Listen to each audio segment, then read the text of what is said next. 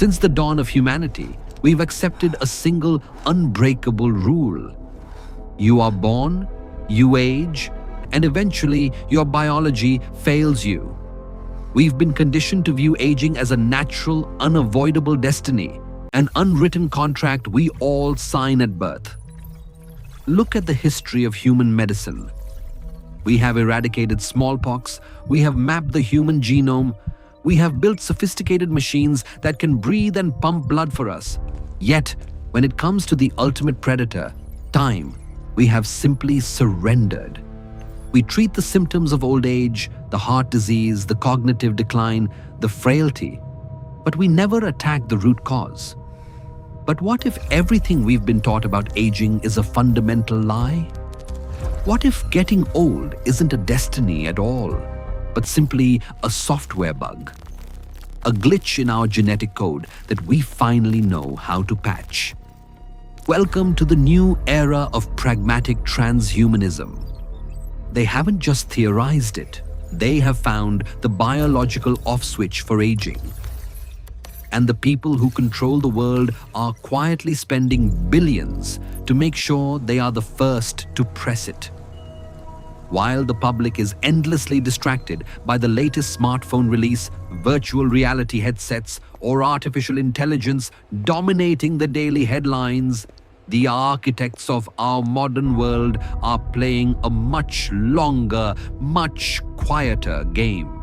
If you want to know what the future looks like, look closely at where the smart money is moving right now. Jeff Bezos, the founder of Amazon, poured significant capital into a highly secretive biotech firm called Altos Labs. This isn't a standard startup. Altos launched with a staggering $3 billion in initial funding. Their stated mission is cellular rejuvenation programming. They aren't trying to make you look younger. They are trying to fundamentally reverse the biological clock of human cells. And Bezos isn't alone. Sam Altman, the CEO of OpenAI, the man leading the charge toward artificial general intelligence, quietly wrote a $180 million check to Biosciences, a company entirely dedicated to adding a healthy decade to the human lifespan.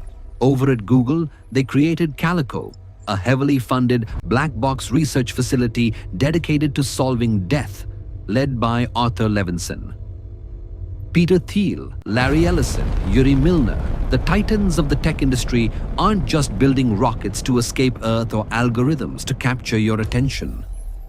They are trying to hack the ultimate closed system, the human lifespan. This is a massive capital migration.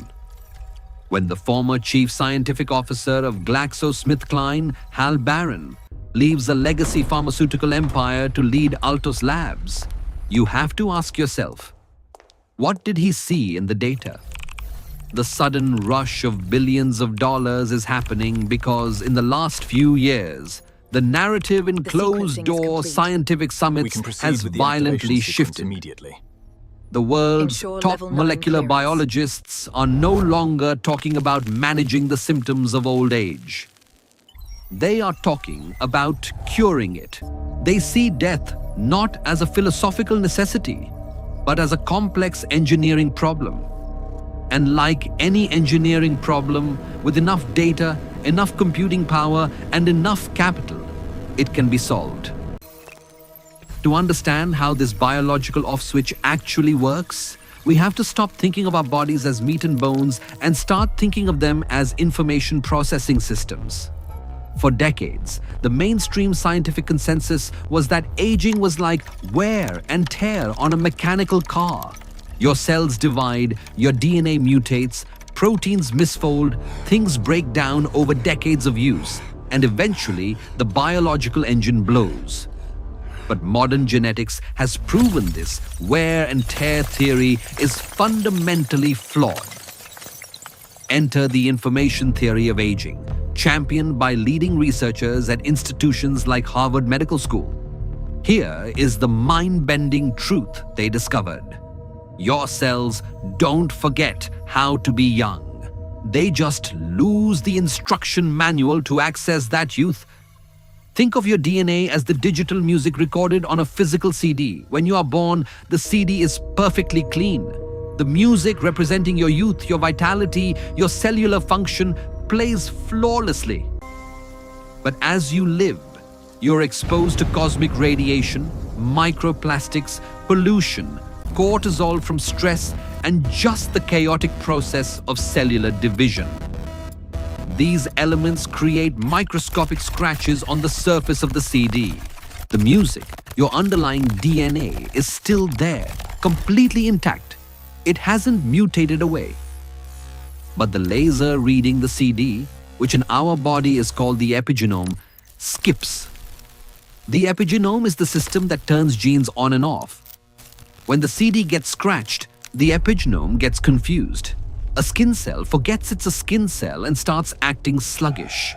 A heart cell loses its rhythm. This systemic loss of epigenetic information, this cellular confusion, is what we experience as aging.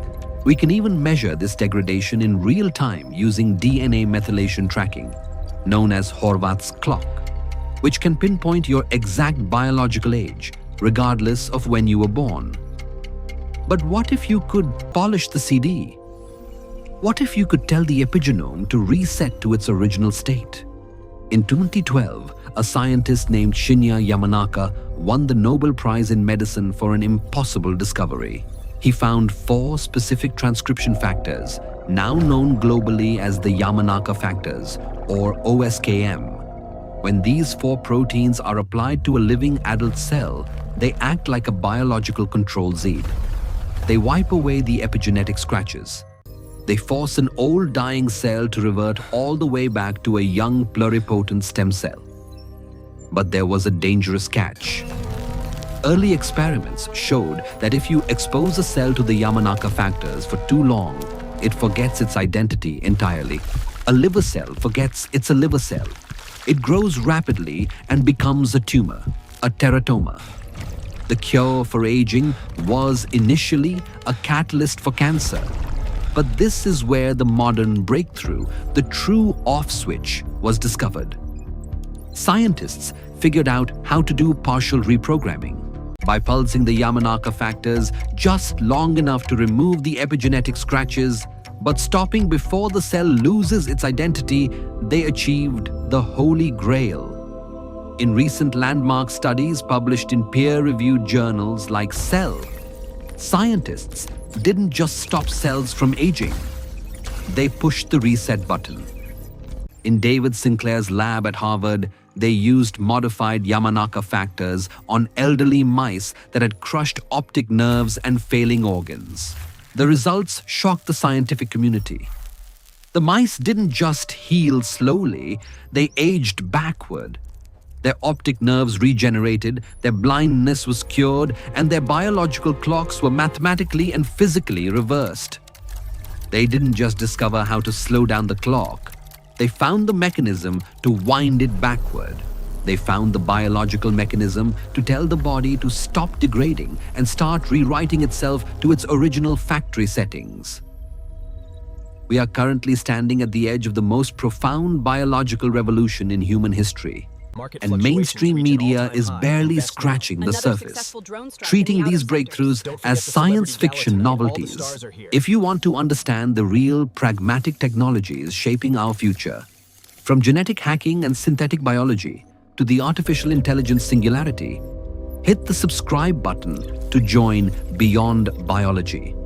We don't do surface-level tech news. We show you the actual blueprint of humanity 2.0. Let's get back to the script. The science of reverse aging is no longer the primary hurdle. The theoretical work is done. The clinical trials on larger mammals are underway. Right now, we have advanced AI models mapping the entire human proteome and discovering senolytic drugs at speeds impossible for human researchers.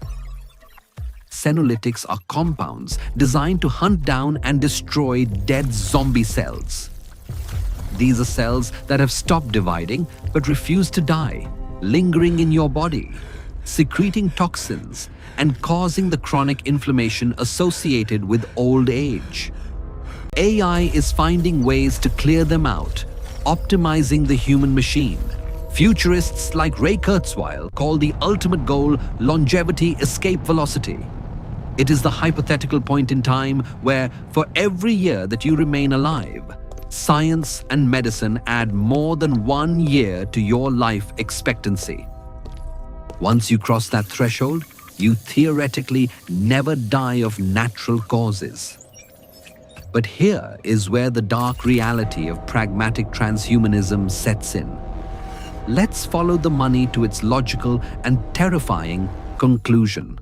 When the first true FDA-approved epigenetic reprogramming therapy finally hits the market, who do you honestly think gets the first dose? This isn't like a new iPhone or a flat-screen television that starts expensive and slowly trickles down to the middle class through mass production. We are talking about a highly complex, customized biological treatment that fundamentally alters the human lifespan. Initially, this therapy will cost millions of dollars per person.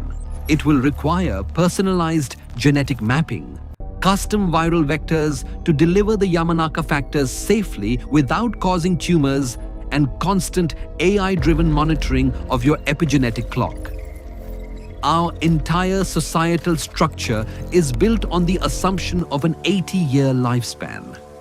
Retirement at 65 assumes you will pass away 2 decades later. What happens to the global economy, to pensions, to the housing market, when people live to be 150, working and accumulating wealth for a century? For the first time in human history, the class divide will no longer be just about what you own, what neighborhood you live in, or what you drive. The class divide will become strictly biological. Imagine a society where the ultra-wealthy can afford to reset their biological clocks every decade. They will retain the energy and neuroplasticity of a 25-year-old, combined with the compounded knowledge, compound interest, and ruthless power of someone who has lived for centuries. Meanwhile, the middle and lower classes will continue to age, degrade, and die on a standard legacy biological timeline. It will create a literal biological caste system, splitting Homo sapiens into 2 distinct groups. The billionaires funding Altos labs and retro Biosciences aren't pouring their fortunes into these black box labs as a charity project for humanity. They are securing their own immortality first. We are fast approaching a dystopian reality where aging is no longer a natural process but simply a disease of the poor. The off switch is real. The epigenetic code is being cracked as you listen to these words. The transition from biology as destiny to biology as a reprogrammable software has already begun in the heavily guarded laboratories of Silicon Valley and Harvard. The question is no longer if we can cure aging. The science is already answering that.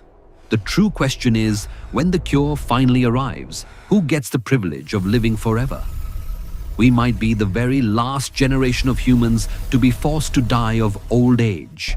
Or more frighteningly, we might be the first generation forced to watch the elite become virtually immortal while we are left behind. What are your thoughts on this biological divide? Will this life-extending technology eventually become a basic human right, subsidized by governments? Or will it create an unbreakable, immortal elite class that rules over the rest of us? Drop your thoughts in the comments below. If you found this investigation eye-opening, make sure to like the video and watch our deep dive on mind uploading and the Neuralink reality on the screen right now. Stay curious, stay pragmatic, and welcome to Beyond Biology.